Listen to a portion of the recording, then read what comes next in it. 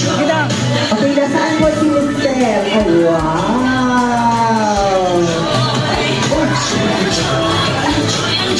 Ayan. Okay, Ma'am Annabelle. And after celebration po kasi, parang usual na po yung mga tanong-tanong sa mga guests natin at patungkol sa iyo. And we will do that today. Okay lang ba? Wala po, sir. Okay. Mami, in that 50 years of experience, ano po yung highlight sa buhay ninyo?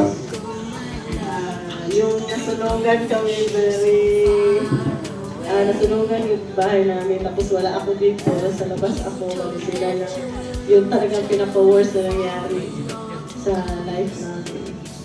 Oh, sad to hear that, Mommy. But at least ngayon, recovering kayo and more blessings to come back. How about you, Daddy? What is your great experience as a husband?